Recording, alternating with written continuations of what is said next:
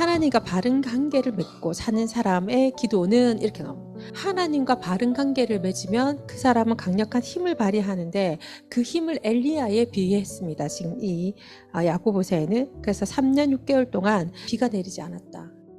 그리고 엘리야가 간절히 기도했더니 비가 내렸다. 그러니까 오지 않게 하는 것도 오게 하는 것도 하나님과 바른 관계를 맺은 사람들이 기도를 하면 응답이 된다는 거지. 그러니까 이 하나님과 바른 관계를 맺은 사람들은 국가 공무원처럼 소통이 된다는 거예요. 중앙정부의 힘을, 그러니까 하나님의 힘을 우리가 받을 수 있는 거예요. 공무원들이 권위를 어디서 받아요? 중앙정부에서 주고, 이들의 일은 뭐예요? 국민을 섬기는 일입니다.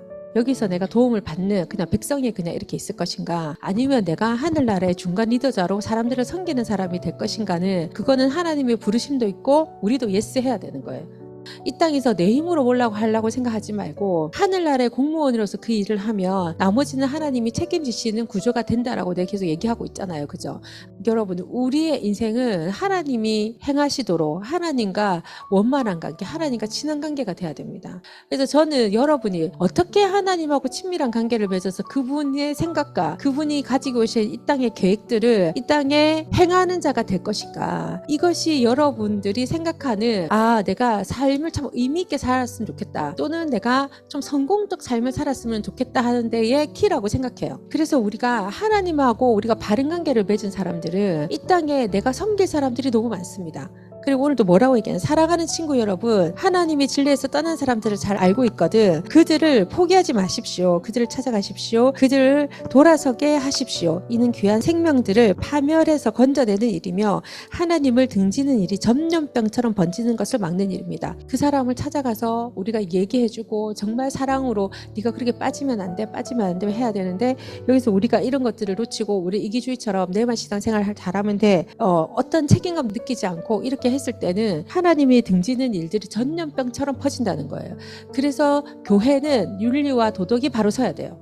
교회는 항상 교화와 가부와 객을 나의 이웃처럼, 나의 가족처럼 그들을 섬겨야 돼요. 그리고 하나님이 이 땅을 향한 사랑을 우리가 이 가슴에 가지고 있어야 됩니다. 그러려면 하나님과 내 관계가 바른 관계가 돼야 됩니다. 이 땅에 대한 사람들에 대한 책임감을 가지고 있는가, 이 땅에 있는 사람들에게 하나님 대리인으로 내가 할 수 있는가, 그런 마음이 내 안에 있는가 한번 살펴봐야 돼. 그러면 하나님과 나는 바른 관계를 맺을 수 있어. 그리고 말로는 신령한 사람 될 수 있잖아. 근데 실질적으로 그 능력을 가지고 있냐면 능력이 없는 거지. 그래서 엘리야처럼 그 능력을 가지려면 정직하게 하나님과 바른 관계를 맺어야 됩니다. 고통을 겪고 있습니까? 기도하십시오. 기분이 몹시 좋습니까? 찬양하십시오. 아픈 데가 있습니까?